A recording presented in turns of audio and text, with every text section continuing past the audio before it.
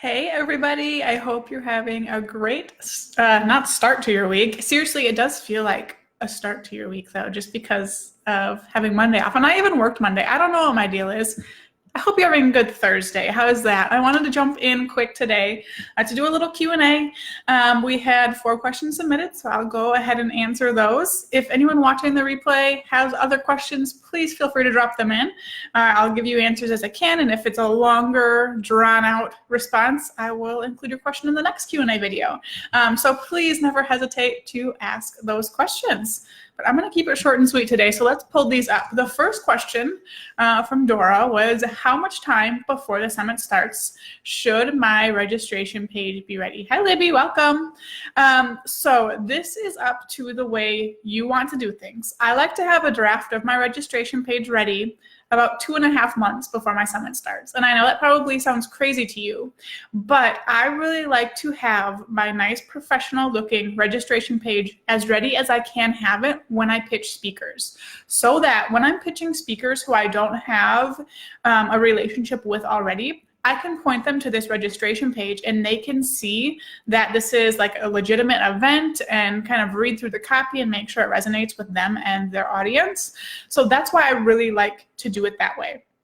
I pitch my speakers about 2.5 months out, so I like to have my registration page drafted by then and up on my website.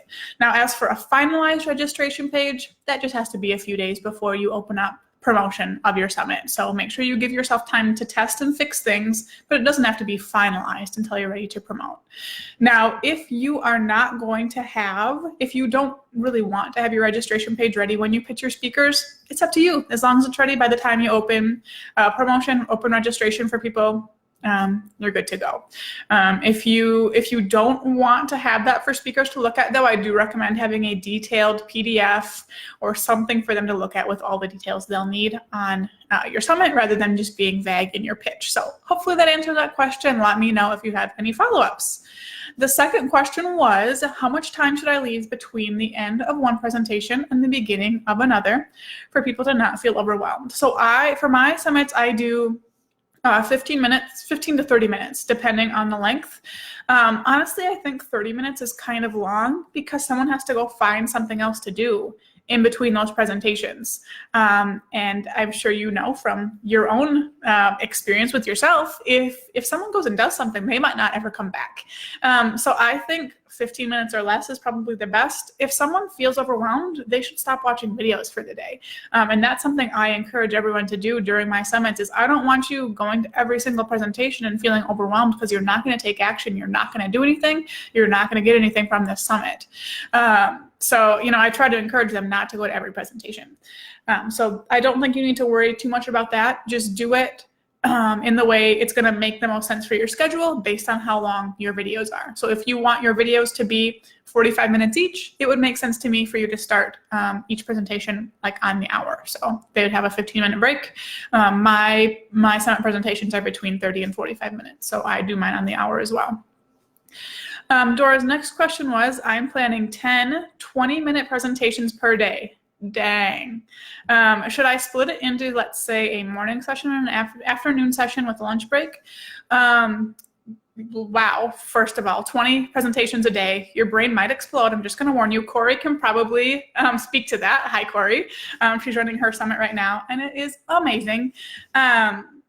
So first, I want to circle back to that last question and answer that for you specifically, since you asked both of these. If you had 20-minute presentations, I would do presentations every 30 minutes. Give them a 10-minute break. I think splitting it into a morning session and afternoon session, I think if it works for your schedule, do it. That's a cool little thing to do. But if it's easier for your schedule to not have to be on for that extra hour per day or however long you give them for the lunch break, it's not a big deal to just do them all. It's just up to you. I think it adds like a little maybe unique element to the schedule. But again, that's a time period where people could go off and do something else and not come back. So just kind of weigh the pros and cons there. I don't think there's a right way to do it, but it's something fun to consider. Corey, yes, 20 is a lot. I definitely recommend having help if you can afford it. Yeah. Summit day is crazy. I've been wanting to get my day of summit process in the Summit Host Vault. Haven't done it yet. But the steps sound so simple. but you are on, you're answering people, you're all over the place. So just be prepared. If you can have people bring you meals during all those, and if you can have a VA in your inbox and helping in the Facebook group, that would be really, really great. Hey, Dora, I just got done with all of your questions. Hey, Melissa, let me know if you guys have any other questions. I'm happy to keep going here. I have one left. I think it was from Francine, which was, besides selling the All Access Pass for videos and donated products from speakers, is it a good idea to do any other upsells? For example, maybe they buy the All Access Pass and then the thank you page offers an add-on. So this is going to be personal preference. I do have one way that I think you can do this really well, which I'll cover in a second. But first I want to say, like, just as my personal preference, I hate it when I buy something, I'm all checked out, and I go to the thank you page and there's another thing I'm supposed to buy. Like, to me, that just feels gross, and I don't like it. If you want to do that, that's something people do, and claim that it works, so go for it. I have never tested it with a summit, obviously. Something that I do think works well is an upsell in the cart. So this is something Eden Freed did at her summit in June, I think. And she also talked about it on the podcast a little bit. Let me see when this episode is going live so you can watch out for it. In the episode going live on September 24th, so in a couple weeks, she actually talks about what she did for an upsell in addition to her All Access Pass. And for her, it was presentations from the previous year's summit, and it was a $19 upsell. And so someone added the All Access Pass to their cart, got to the cart, and there was a box they could check to just add that $19 upsell to their cart. And she said most of the people went ahead and did that, which I think is incredible. I'm definitely stealing that and going to test that out for you guys next time. But I think that would be a better call than having them check out and then sending them to another sales page. For me, that would just be frustrating. But like I said, that might just be a personal preference. Melissa doesn't like that too. Yeah, I don't think I'm the only one that doesn't like it. But if you wanna do it, definitely go for it.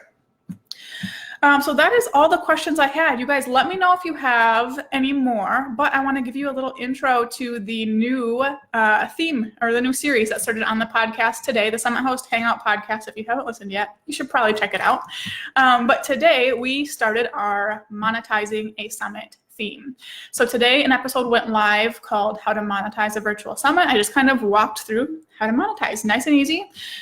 Next week we have 2 more episodes about it. One about increasing your All Access Pass sales with limited time offers. And I really think that limited time offers are why I get my conversion rate up to 19%. That includes, an offer right after someone registers, and then a couple price increases throughout the process.